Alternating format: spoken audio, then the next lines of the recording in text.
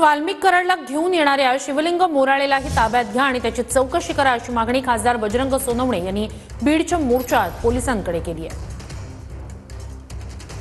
Police CID बांधवांना सुद्धा माझी विनंती आहे, ज्या गाडीमध्ये हा खंडणीखोर आला ती गाडी तुम्ही आणखी का जप्त केली नाही?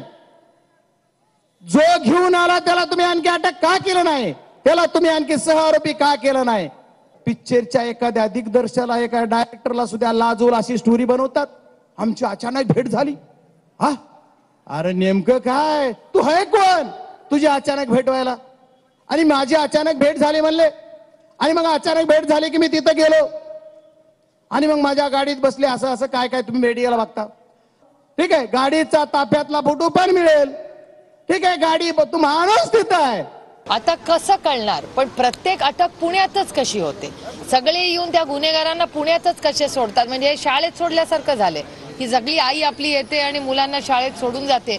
तसं कोण आहे ही शक्ती जी येऊन पुण्यात त्यांना सोडते आणि पुण्यात त्यांना अटक होते? हे म्हणजे अगदी महाराष्ट्राच्या संस्कृतीला न शोभणारी गोष्ट।